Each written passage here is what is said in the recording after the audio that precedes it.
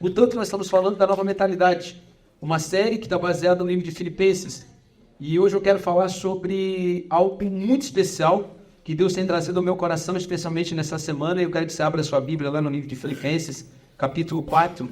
Abra sua Bíblia, por favor, capítulo 4, verso 4, apenas um versículo tão profundo e tão especial. Eu quero compartilhar com vocês algumas verdades com base nessa palavra. 4:4. Diz assim o texto. Acompanhe comigo, na sua versão, talvez tenham alguma outra expressão, mas na minha versão diz assim: alegrem-se sempre no Senhor. Novamente direi, alegrem-se. E eu vou repetir porque ele é bem curtinho. Algumas versões dizem rejubilem-se, regozijem-se. Alegrem-se sempre no Senhor. Novamente direi, alegrem-se. Amém? Glória a Deus. Há uma palavra de alegria, há uma palavra de ânimo, há uma palavra de regozijo, de júbilo, que Paulo traz aqui à igreja em Filipos. Olha que interessante isso. Paulo até comentou na semana passada que essa carta escrita aos filipenses é uma carta escrita na prisão. Portanto, quando alguém escreve alguma coisa na prisão, de uma maneira assim um pouco mais óbvia, você deve imaginar e pensar que aquela pessoa que está na prisão, ou seja, num local onde ela literalmente está constrangida pelo ambiente, pela estrutura, o coração dela vai trazer muita coisa, vai ventilar muita coisa de dor, vai ventilar muita tristeza, porque é natural, a pessoa está presa. Pensa você, se você estivesse preso. Ou às vezes quando você está em casa, ou está num ambiente, ou quem já foi internado, né? Quem já teve, muitas pessoas já tiveram internadas, você vai escrever alguma coisa, é claro que o ambiente vai te constranger a escrever alguma coisa que sai um pouco do contexto. Só que Paulo não. E é isso que a gente vai entender um pouco aqui. Paulo escreve uma carta preso, e essa carta é tida como a carta mais efusiva de alegria de Paulo. De todas as cartas que Paulo escreveu, é a carta mais efusiva, a carta mais alegre. É a carta onde ele destila maior alegria. É a carta que parece que ele está escrevendo, cantando. Por isso que eu coloquei como o tema dessa ministração, a alma que celebra canta. E eu queria que você pensasse nisso. E nessa declaração, a alma que celebra canta. E aí, quando a gente está lendo isso, alegre-se sempre no Senhor. Repito, alegre-se, há um imperativo, há um comando aqui de Deus. Há um comando dos céus, de júbilo. Aí você pode pensar assim, tá, mas me ajuda a entender isso que eu não estou compreendendo. Como é que um homem preso, ele consegue encontrar alegria se eu... E aí eu queria que você pensasse um pouco na sua própria história e jornada, nos momentos onde você esteve inserido em movimentos mais doloridos, seja por conta de uma doença física ou emocional, perdas, frustrações, como é que você pode encontrar alegria num mundo tão caótico?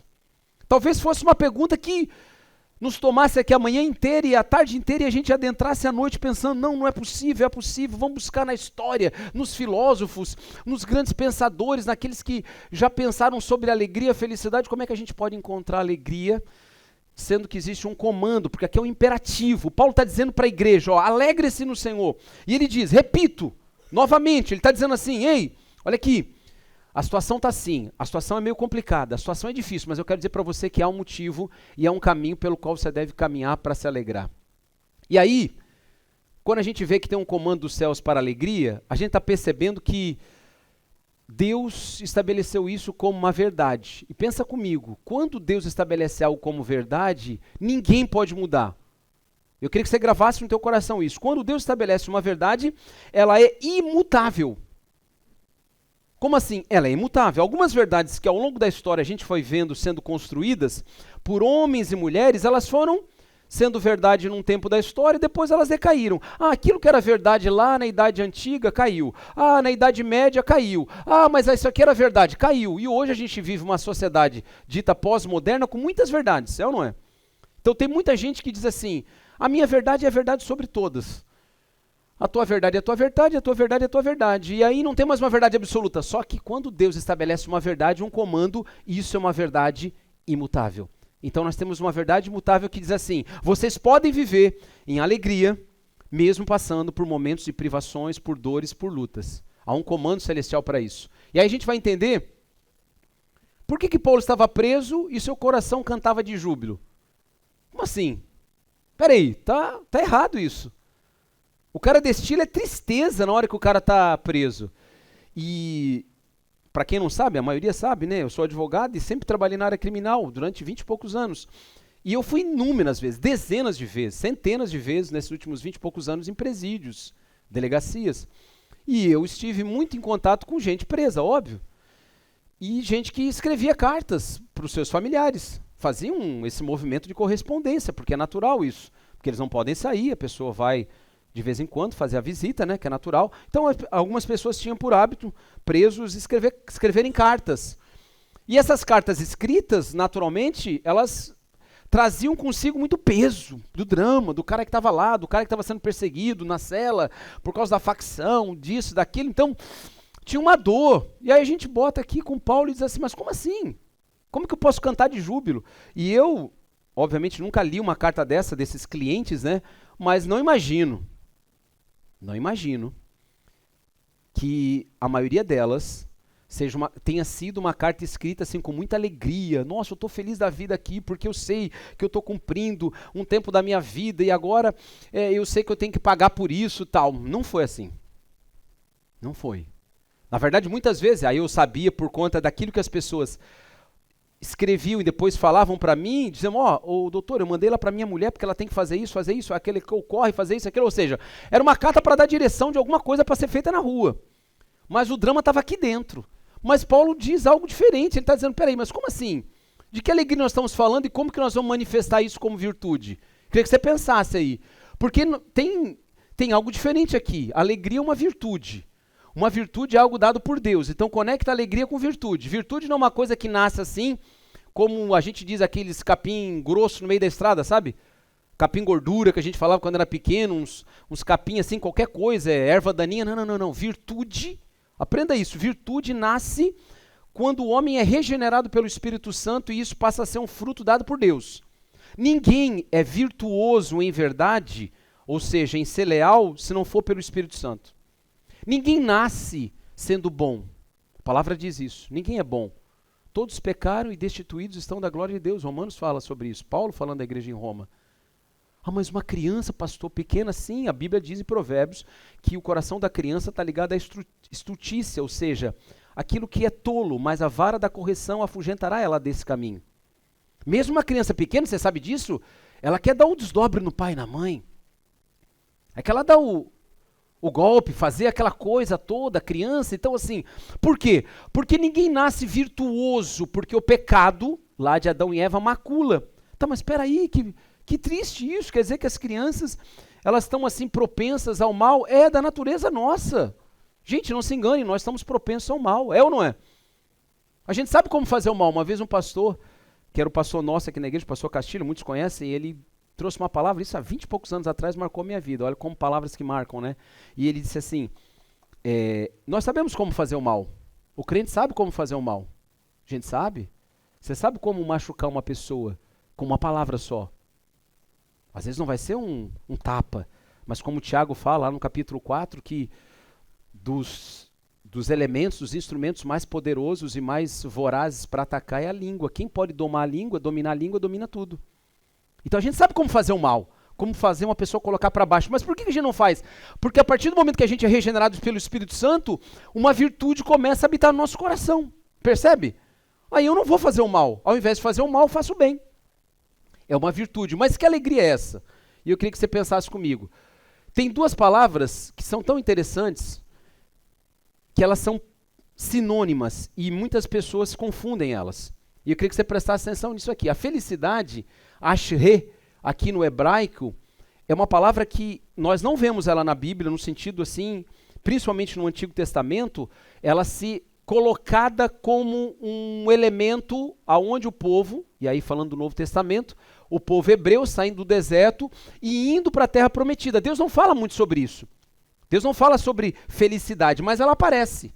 Só que a palavra hebraica para felicidade, que é ashre, ela está muito ligada a essa declaração aqui, ó, eu sinto sozinho. Então assim, muito do que a pessoa hoje diz assim, eu estou muito feliz, olha a sabedoria de Deus de milhares de anos atrás, é um componente onde eu vivo sozinho, então eu estou muito feliz, mas eu estou sentindo sozinho isso. E tem muitas pessoas, pensa comigo, que hoje elas talvez estejam felizes nesse domingo. Estou muito feliz, eu estou assim explodindo de felicidade, mas essa felicidade, ela ultrapassa o meu metro quadrado aqui da minha existência? Eu consigo extrapolar isso para fora? E aí vem o contraponto da palavra alegria, que é sinchá, que ela está relacionada em vários textos, a gente vai ver aqui do Evangelho, onde está claramente determinado que a alegria, contrapondo a felicidade, a alegria é o compartilho com os outros. Olha o indicador que nós já temos aqui. Vê se isso não faz sentido para você. Muitas vezes, quando a gente mais sai daquela cápsula nossa de tristeza e a gente encontra alegria, é quando essa alegria é compartilhada com outras pessoas. Pensa você, quantas vezes foi no hospital visitar uma pessoa, obviamente, acamada, e você foi lá, não porque você foi lá porque a sua vida estava perfeita, maravilhosa, você foi assim como um anjo, assim nas nuvens, assim voando. Não! Você foi com as tuas dores, com os teus problemas, de repente saiu de casa, brigou com o marido, com o filho, tem um problema para resolver financeiro, de repente você foi no hospital, inclusive doente. Não a ponto de estar acamado, mas estava doente. Mas quando você chegou lá, e olha só, e você viu alguém querido, um amigo, um irmão, um familiar, e você foi lá para compartilhar com os outros da sua própria vida de Cristo, você, ao invés de dar, você recebe maior alegria. Quem já percebeu isso, já sentiu isso? É ou não é? Você fala assim, puxa, eu vim orar pelaquela pessoa que está com câncer, já nos cuidados paliativos, ao invés de eu abençoar, eu fui abençoado. Quantas vezes eu fui em hospital e eu fui com essa perspectiva, não, eu vou lá para me doar. Quando eu voltei, eu falei, meu Deus, alegria, ela está relacionada ao compartilhar com os outros. É por isso que o mundo hoje, ele quer encontrar felicidade, e olha os movimentos, maior felicidade, entre aspas, que o mundo busca hoje. Eu quero ser feliz, mas eu quero ser feliz dentro do meu casulo, dentro da minha vida. Eu não quero relacionamento com ninguém. Isso não é alegria, isso é felicidade. Isso é viver sozinho. E olha que interessante que Paulo fala no outro texto de Filipenses, nessa mesma carta. Então completem a minha alegria, concordando sinceramente uns com os outros, amando-se mutuamente e trabalhando juntos com a mesma forma de pensar em um só propósito. Gente, olha o que Paulo está dizendo aqui, queridos. Completem a minha alegria, concordando sinceramente uns com os outros. Olha a alegria aqui. Olha o partilhar, uns com os outros. Olha aqui de novo. Amando-se mutuamente e trabalhando juntos com a mesma forma de pensar em um pensamento. Percebe? A alegria verdadeira ela é compartilhada com os outros. Começamos a ter um indicador aí claro de como essa virtude pode se manifestar na minha vida. Quando você olhar para a sua vida e perceber que os momentos de maior prazer que você tem na vida são sozinhos, solitários, isso não é alegria. Isso é felicidade passageira. Várias pessoas hoje que vivem em movimentos de dependência, seja digital, pornográfica, dependências, quaisquer outras dependências, eles fazem isso de forma isolada. É tão interessante que o movimento de uma pessoa adicta, né, uma pessoa que usa de alguma substância entorpecente, ela foge para um canto para, seja usar um entorpecente, aplicar um entorpecente, ou alguma coisa, ou para pornografia. Por quê? Porque naquele momento de prazer momentâneo, pela vergonha do ato, mas porque ela precisa, porque o pecado vem sobre ela, e ela agasalha o pecado no seu coração, ela vive um prazer momentâneo, ela não tem coragem de compartilhar com outras pessoas. Olha o contraponto do movimento de alegria. Quando a pessoa está tão feliz, com uma alegria tão grande que ela diz assim, puxa vida, eu fiz esse bolo aqui, mas está tão gostoso, eu vou dar lá para a Dona Maria, para o vizinho, sabe, coisas básicas. Eu estou tão feliz que nasceu meu filho, nasceu agora, né, essa semana, o bebezinho, a Aurora, filha da Sara e do Jerônimo aqui. E a gente já bate a foto, manda no Instagram para outro, porque estou tão alegre que nasceu uma criança. Nossa, eu consegui um emprego novo, a pessoa já liga para o pai, para a mãe. Nossa, passei no vestibular, o pai, mãe. Você percebe? Sempre eu tenho que ter contato com o outro. Isso traz saúde para a mente, para o coração, para a nossa alma. Senão a gente vive o quê? Não vive isso aqui, ó, com a mesma forma de pensar no seu propósito. Isso é ser igreja. Por isso que a alegria verdadeira como virtude na igreja é quando eu compartilho de mim com o outro, não é quando eu tenho tudo para mim. Ah, mas o carro é meu e só meu. Meu irmão não dou carona. Esse dinheiro é só meu. Não. Essa virtude, não. Eu compartilho da minha vida com o outro. E aí essa virtude da alegria começa a habitar no meu coração. E eu começo a fazer um exercício. E aí eu começo a me desprender daqueles momentos vazios de felicidade que só eu posso viver. Compreende isso? É por isso que muita gente, ela está tão presa na sua bolinha. Eu quero ser feliz, feliz. Mas a alegria verdadeira não se encontra. E olha que interessante. Deuteronômio 24:5 fala da alegria. E olha como Deus é tão maravilhoso. Deuteronômio 24:5 fala das prescrições, é o livro de Devarim no hebraico, que é a repetição de toda a lei. Deuteronômio. É toda a lei que Deus havia dado a Moisés. Moisés está indo embora e ele está deixando para o povo as instruções que Deus havia dado lá no Sinai e ele começa a repetir. E ele diz o seguinte: o soldado, o marido, o homem, quando se casa, presta atenção, ele fala assim, ó, quando o marido se casa, quando o homem se casa, o jovem, ele nos primeiros 2 anos ele não deve ir para a guerra. Ele deve ficar em casa, porque ele deve desfrutar da alegria, percebe? O marido fica em casa. Então assim, ele não será pleno se ele não estiver junto com a sua esposa. A alegria verdadeira está relacionada com o outro, de novo. Começa a compreender e sempre, ó, não vai ser felicidade eu sozinho, é alegria eu com o outro, eu com o outro. O marido deve ficar em casa.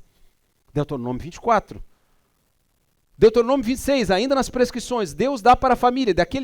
Nesse texto Deus está dizendo que quando eles entrarem na terra, a expressão de novo é sinchá, alegria. Vocês se alegrarão com o fruto da terra, porque Deus dará aos seus filhos, aos vossos netos e bisnetos. Percebe? De novo, mutualidade, relacionamento, alegria, alegria. Ou seja, Deus está dizendo para nós essa manhã aqui que essa virtude da alegria, ela é vivenciada no compartilhamento. E isso a gente tem que aprender como igreja, como seres humanos, que a nossa alegria maior é quando a gente se dá. E aqui a gente acabou de participar da ceia. O que é a ceia? Não é a partilha do pão, Jesus dizendo, esse é o meu corpo dado por vós. Ele vai pegando o pão e vai partilhando, ele vai dando.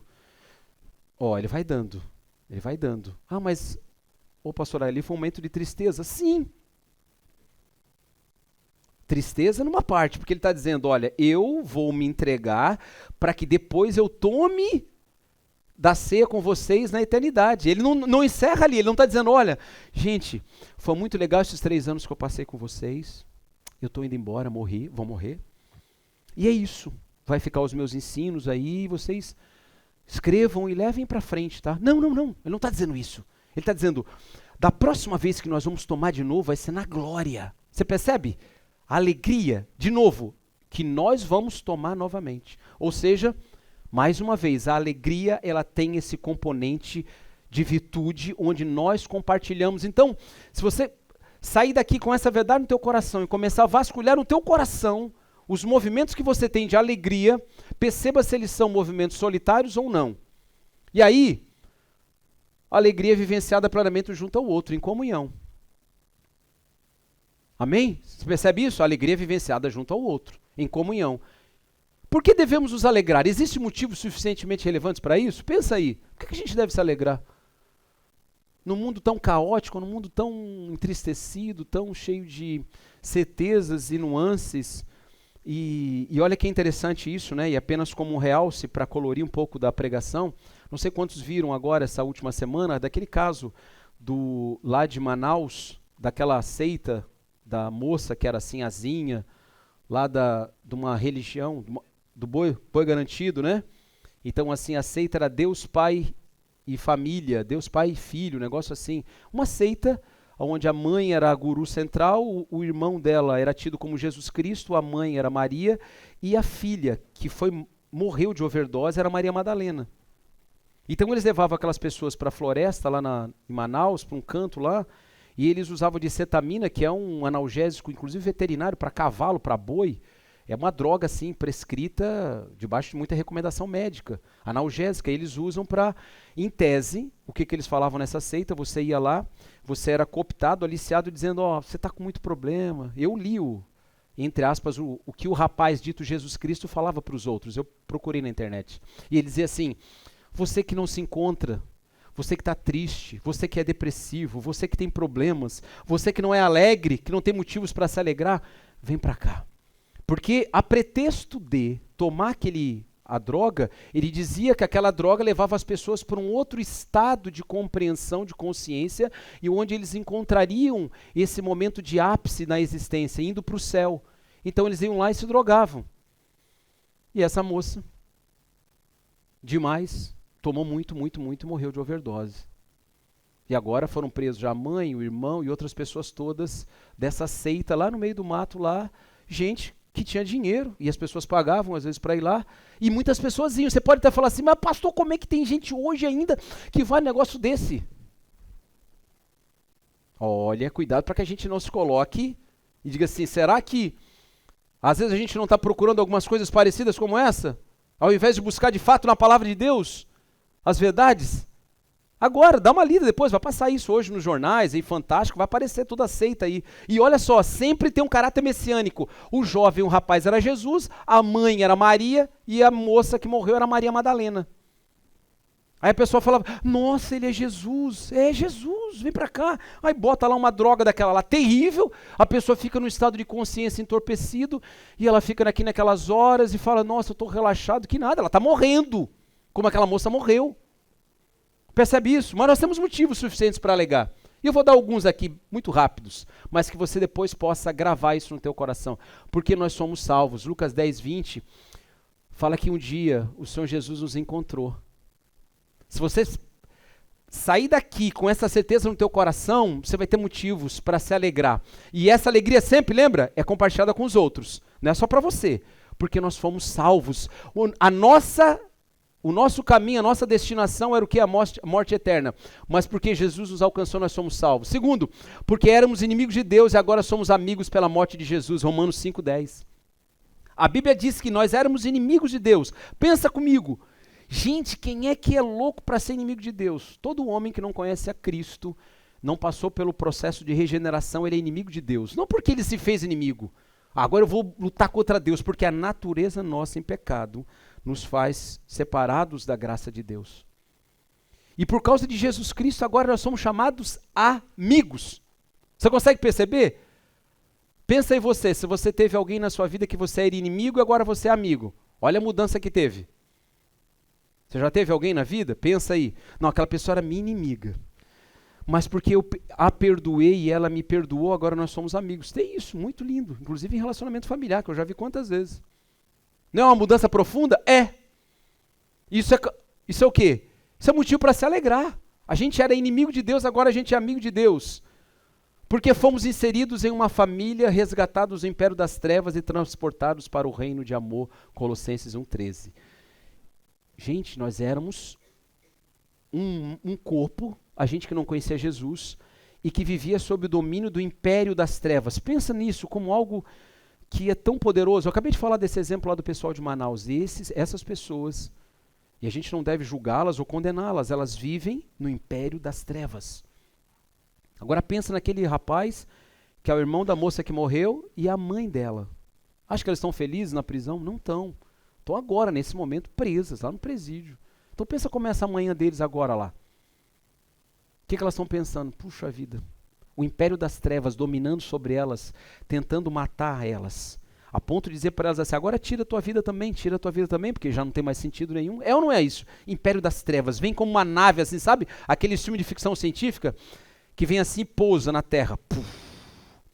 Às vezes é a nossa vida, o nosso coração assim. Só que Jesus veio o quê? Ele nos transportou. O que é transporte? Ele nos tirou daqui e nos levou para o reino do Filho do seu amor. Ei, isso é para dar 3 saltos de alegria. É o reino do Filho do seu amor, é a graça, é a coragem, é o poder de Deus. É você olhar todo dia para você no espelho e falar assim, eu fui transportado do império das trevas para o reino do Filho, do amor de Cristo Jesus em mim, eu sou uma nova criatura, eu não ando sozinho, eu tenho uma família, eu tenho irmãos, portanto eu posso caminhar em novidade de vida. Isso é para alegrar o nosso coração, mas vamos lá, porque temos uma esperança viva. Romanos 12 diz assim, nós temos uma esperança viva que é Cristo. Tem muita gente que tem esperança morta, como assim? É uma esperança natimorta, é como se uma mãe recebesse no seu colo, infelizmente, como muitas já receberam. A minha mãe teve esse infortúnio de ter gerado um filho, 9 meses, seria o meu irmão mais novo, o caçula, e passou o dia de ganhar o neném e o bebê, o feto, morreu dentro da barriga da minha mãe. E ela teve aquele infortúnio de ter que gerar, com toda a dor de parir, uma criança morta. E o meu pai pegou esse menino, a mãe não quis ver, mas pegou, era um outro menino, e pegou o meu irmão, que seria o mais novo, né, no colo, isso há 20 e poucos, 30 anos atrás. Ou seja, teve o infortúnio de pegar aquilo que seria uma esperança de uma criança, de um sopro de vida morto na mão. Jesus Cristo é a esperança viva, a gente pode tocá-lo. Não é uma coisa que a gente, como essas seitas por aí, diz assim, você tem que tomar alguma coisa para você se sentir bem, depois passou, daí você fala, ai, eu preciso de novo daquela... Não, é uma esperança viva porque o próprio reino de Deus, o próprio Espírito Santo mora em você, por isso que é vivo, é poderoso. Ele está nas tuas correntes sanguíneas, ele está aqui, na tua cabeça, nas tuas conexões, nos teus neurônios, ele encharca você. É uma esperança viva. Isso é para alegrar o nosso coração, porque podemos ter nossas orações respondidas. João 16 diz assim, peçam, orem, para que vocês se alegrem com as orações respondidas. Ei, olha que coisa linda! A gente pode se alegrar porque as nossas orações podem ser respondidas. Não é alguém que a gente bate na porta e diz assim, Senhor, nos ajuda. Pai, nos ajuda, por que o Senhor não nos ajuda? Não, e ele fica lá assim fechado, como um Deus turrão, bravo, dizendo, não, você errou, agora eu também não vou te abençoar mais. Não, Deus é um Pai gracioso. E ele diz, pede, busca, vai atrás, encontra. Se você pedir, se você buscar, se você bater, essas 3 instâncias, Jesus fala sobre o poder da oração quando ele ensina sobre isso aos discípulos. Só que a gente às vezes fica assim, mas... E talvez você esteja vivendo isso. Pastor, eu estou orando por um motivo e esse motivo ainda não se revelou aquilo que eu imaginava. Quantas vezes a gente faz isso, não é? Eu tenho orado por tantas coisas você que às vezes não se revelaram ainda. Mas nós podemos ter as nossas orações respondidas, aleluia. Porque podemos ser participantes da alegria nos céus. Esse texto de Lucas 15 diz que há mais alegria nos céus por um pecador que se arrepende. Você quer dizer, olha só, alegria nos céus, quer dizer que eu posso ser participante da alegria nos céus? Sim, de que maneira? Quando eu compartilho do evangelho com uma outra pessoa e essa pessoa sai do império das trevas e é transportada para o reino do Filho do seu amor. Não se esqueça, não vai ser Jesus que vai fazer isso. Como assim? Não. Quem vai pregar o evangelho somos nós. Quem faz o transporte é o próprio Cristo. Agora, quem prega o evangelho somos nós. O ministério da reconciliação foi dado a mim e a você. Então eu posso ser participante da alegria nos céus. Quando eu prego o evangelho para alguém e essa pessoa é salva pelo poder do Espírito Santo, eu estou participando da alegria que ocorre nos céus quando o pecador se arrepende. Lucas 15. Olha que glória isso. Isso envolve o quê? Compromisso em evangelizar, em pregar o evangelho. Podemos ser participantes. Voltar no último, porque podemos exercer misericórdia. Romanos 12, 8 diz assim, alegrem-se porque vocês podem ser generosos e exercer misericórdia. A alegria está também em exercer misericórdia. A gente está ainda vivendo um momento dramático com os nossos irmãos do Rio Grande do Sul, e muitas pessoas, e você aqui tenho certeza, em vários dos seus movimentos, tem sido misericordioso. Você pode se alegrar nisso. A palavra diz que aquele que nasceu de novo, ele tem dentro de si uma virtude que o faz transportador dessa graça de Deus. E isso acontece quando a gente é misericordioso, quando a gente olha alguém com falta de algo e a gente vai na direção dessa pessoa e entrega. Quando a gente olha alguém que precisa só de um abraço, a gente vai lá e dá um abraço. Precisa de um acalento, a gente vai dar um acalento, um beijo, um abraço em família. Então, nós devemos nos alegrar porque nós podemos exercer misericórdia, porque sem Jesus nós não éramos homens e mulheres cheios de misericórdia. Lembra disso? Como você era antes de conhecer a Cristo? Nós éramos voltados a nós mesmos, voltados ao nosso coração, querendo que as coisas viessem sempre na nossa direção. Nós somos o centro do mundo, um menino mimado, uma menina mimada, mas quando nós conhecemos a Cristo, o contrário acontece. Do nosso interior começam a fluir rios de águas vivas e a gente começa a olhar para o mundo de uma outra maneira. Porque a gente pode exercer misericórdia. Alegria. A alegria é fruto do Espírito que guerreia contra o desespero e a angústia. A alegria é um fruto do Espírito, a palavra fala sobre isso. E ela guerreia contra o desespero e a angústia. Quantas pessoas estão desesperadas, angustiadas nesses dias que a gente vive? É ou não é? Talvez você tenha esteja vivendo isso, ou tenha vivido isso. Quero dizer para você que um grande remédio, um grande antídoto, um grande caminho para desanuviar, para abrir o horizonte, é quando você recebe dessa alegria no seu coração e você passa a viver isso. Você vai quebrando aquelas barreiras do angústia, da depressão, da tristeza, e você vai se apropriando. Eu botei só 7 verdades, a gente poderia colocar 30 verdades, quais são os motivos pelos quais eu devo me alegrar, mas eu coloquei só 7. Mas são tão poderosas, são tão realizáveis na nossa vida que a gente tem que se nutrir delas. Senão a gente vira alguém fraco. E eu quero dizer para você que isso é um alerta para nós nesses dias. Essa é uma frase do rabino Jonathan Sacks, um homem sensacional, morto há 4 anos, faleceu há 4 anos. Ele dizia isso, que Deus nos alerta. E essa é uma frase dele: uma falha na alegria é o primeiro sinal de decadência e queda. O que isso quer dizer para nós? Preste bem atenção. Uma falha na alegria é um primeiro sinal de decadência e queda. Quando nós estamos vivendo a nossa vida no automático, como servos de Cristo, e nós não conseguimos mais nos alegrar com as coisas simples da vida, nós não conseguimos mais. Lembra que eu falei da alegria sempre daqui para fora? Felicidade, eu no centro. Alegria, eu compartilhando com os outros. Quando eu não tenho esses movimentos na minha vida, no meu dia a dia, no meu cotidiano, há uma queda, há uma falha. E isso é princípio de decadência. Eu começo a olhar para mim mesmo como centro de tudo. Então eu não me alegro mais com a alegria do outro. Eu não prestigio mais a felicidade do meu irmão. Eu não celebro mais a vitória daquele que passou num concurso ou comprou uma casa nova, porque isso tudo me angustia, porque eu queria ser o centro de tudo. É o início da falha e da queda. Olha o texto de 28, não precisa abrir não, só presta atenção aqui, Deuteronômio, ainda em Deuteronômio, Moisés falando para o povo.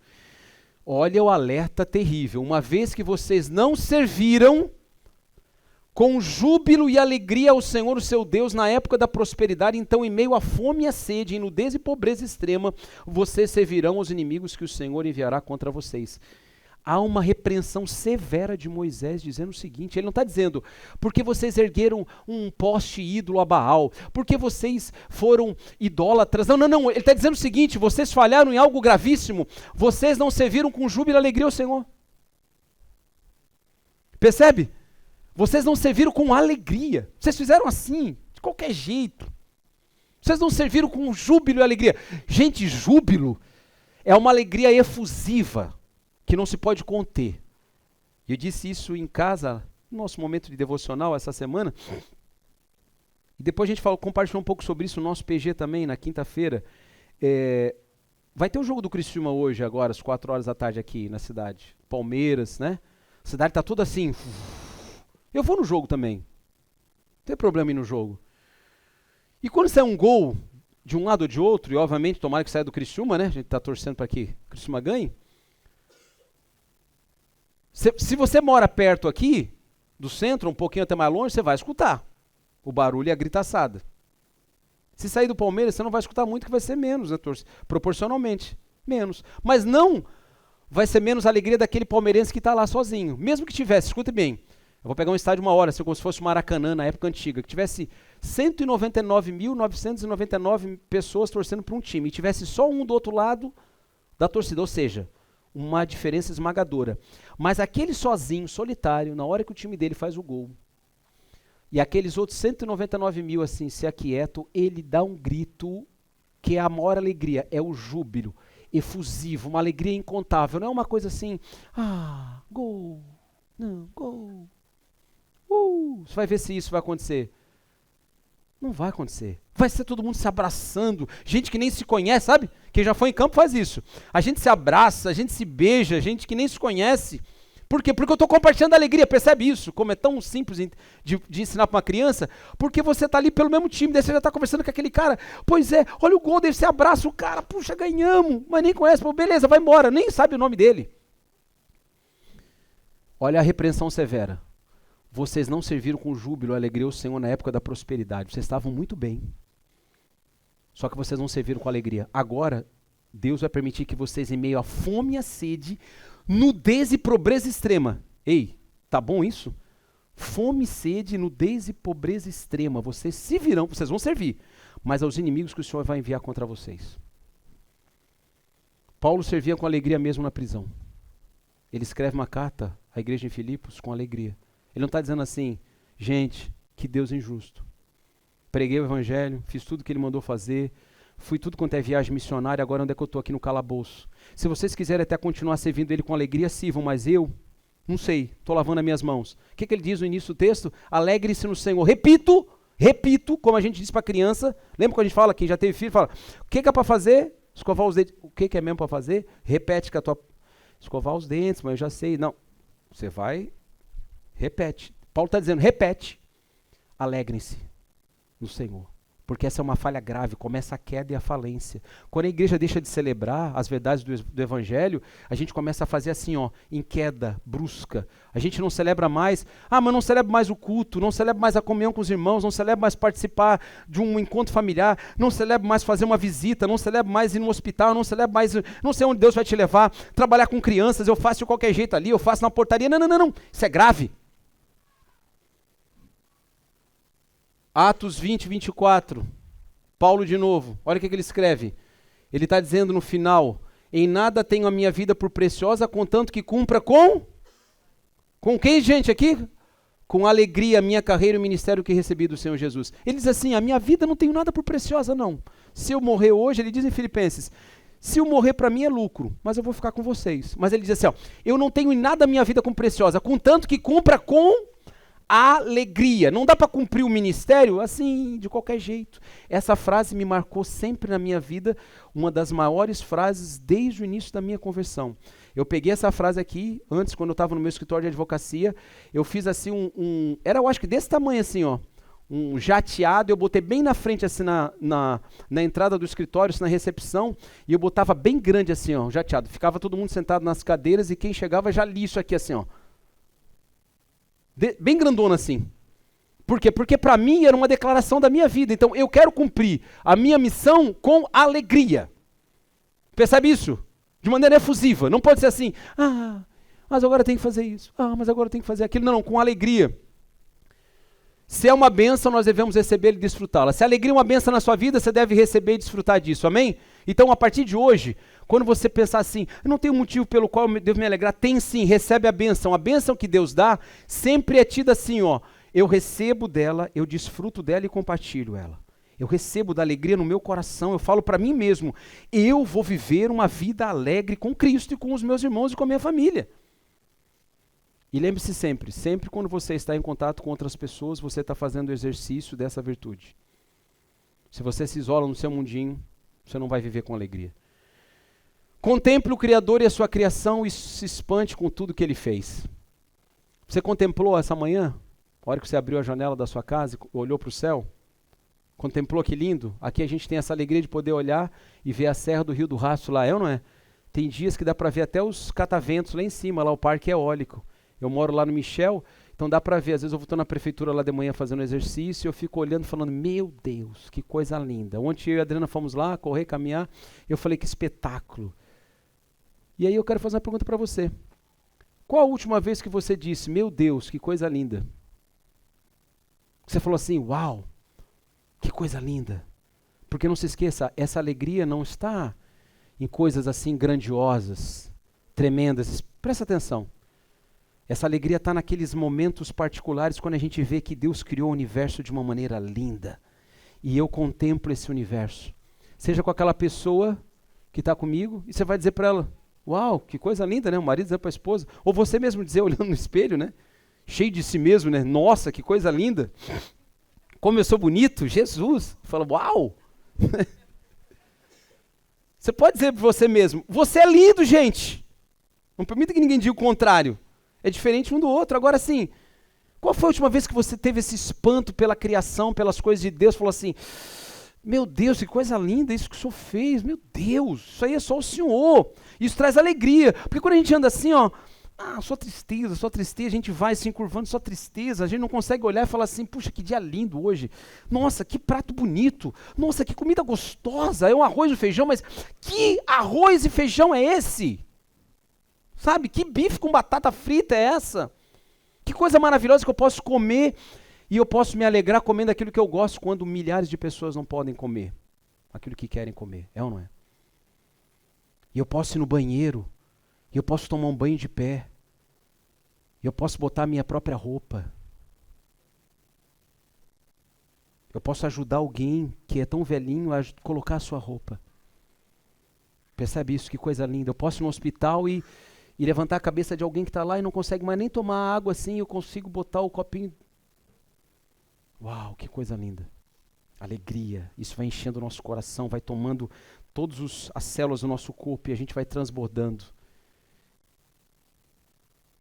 Uma palavra de Robert Stevenson, um grande homem do século XIX, que dizia assim: descubra onde reside a alegria, dele uma voz muito além de cantar, pois perder a alegria é perder tudo. Descubra, escute, descubra onde reside a tua alegria, onde Deus te colocou como um chamado e uma resposta para essa geração, e dê uma voz, muito além do que cantar. Você percebe isso? Porque perder a alegria é perder tudo. Se a gente perdeu a alegria em Cristo, eu posso ser pastor, você pode fazer o que quiser, a gente pode vir aqui, perdeu a alegria, centrada em Cristo, a gente perde tudo. A gente vive só como fantasmas, um batendo no outro, sabe? Aqueles filmes, um fantasma batendo no outro, todo mundo se queixando um do outro, que a gente perde a alegria, perde tudo. Paulo tinha uma certeza e fez dela seu motivo de viver. Ele deu voz à sua alegria. Paulo tinha uma certeza. Lembra desse Paulo aí que falou? Alegre-se, alegre-se. E ele fez dela a voz, deu voz à sua alegria. Ele falou: eu vou pregar o evangelho até o final da vida. E ele deu voz. Qual é o motivo pelo qual você se alegra? Descubra qual é a voz. Porque, como diz o título dessa ministração, a alma que celebra canta, canta ao mundo. Se a tua alma está celebrando, você está cantando a verdade de Cristo. Aonde é? É numa escola que você é professor? É na borracharia? É você sendo avô e cuidando do neto, porque você já está aposentado? É você que é médico, psicólogo, engenheiro, agricultor? Não sei. Mas aonde? Aonde Deus te colocou para você celebrar? Aonde? Faça essa análise. Lembre-se, a alma que celebra canta. O que está escrito aqui, gente? Quem que lembra de si? O que isso aqui remete ao quê? É um hino do cantor cristão, escrito em 1912, por um suíço, franco-suíço. E a história diz que quando ele escreveu esse hino, então a minha alma canta ao Senhor, ele estava vivendo um momento muito difícil na vida dele. Muito difícil, terrível, de perdas familiares. E ele diz que ele era um poeta, e ele recebe essa revelação de Deus e vai para o meio do mato. E ele começa a escrever, começa a ver as coisas, a natureza, e como poeta ele começa a decifrar esses códigos assim que vão chegando na cabeça dele, e ele passando por perdas tremendas de saúde, de família, e ele, não vou permitir que essa tristeza entre no meu coração.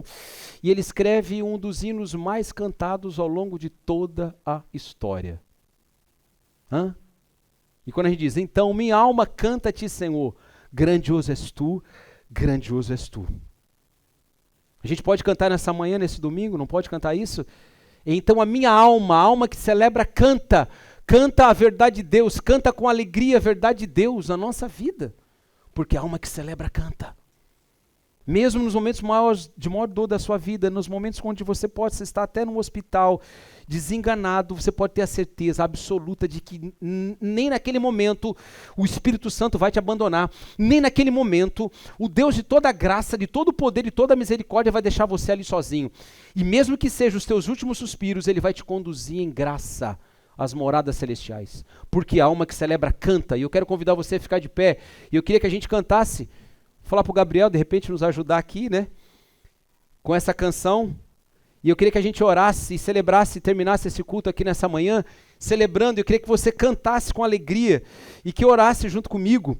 E que a gente pudesse celebrar o Senhor e orar e agradecer por esse dia lindo e que você possa responder essa pergunta no seu coração. Qual é o motivo da minha alegria? E se não tem sido, que você possa se arrepender nessa manhã e você possa, de fato, olhar para Cristo como o Senhor e Salvador da sua vida, e você possa entregar sua vida completamente a Jesus Cristo nessa manhã. E que você faça essa oração dizendo, Senhor, eu quero entregar minha vida a Ti, a minha história é Tua, perdoa os meus pecados, porque eu quero celebrar com alegria, eu não quero viver apenas momentos de felicidade passageira, mas eu quero viver em alegria compartilhando da vida que o Senhor tem me dado. Obrigado porque são tantos motivos, ó Deus, e eu não teria como enumerá-los aqui, para te agradecer por toda a bondade, toda a graça, pela infinitude do teu amor. Porque mesmo nos momentos mais difíceis, como Paulo na prisão, ele declarou isso, alegrem-se, há um comando dos céus para a alegria. Nós queremos, Senhor, viver com essa virtude em nós, compartilhando com os outros, compartilhando com a vida que o Senhor nos deu.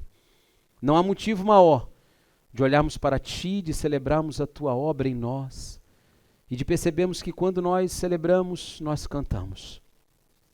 Quando nós nos alegramos, nós cantamos.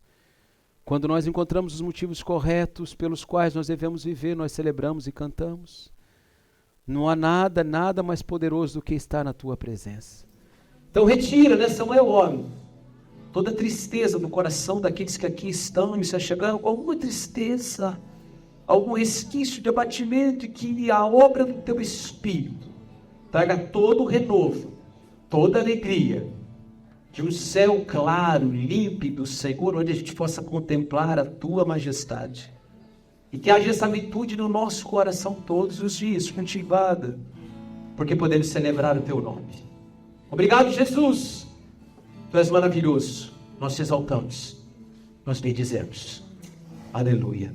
Vamos declarar e vamos cantar? Aleluia.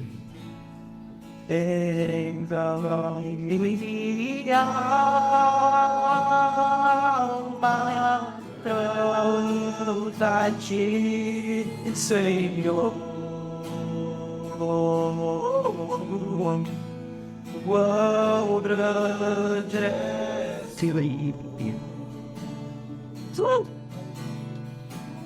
quão grande és tu, quão grande és então a minha alma canta-te, Senhor. Quão grande és tu, quão grande és tu, e então minha alma, então minha alma canta-te, Senhor. Grande és tu,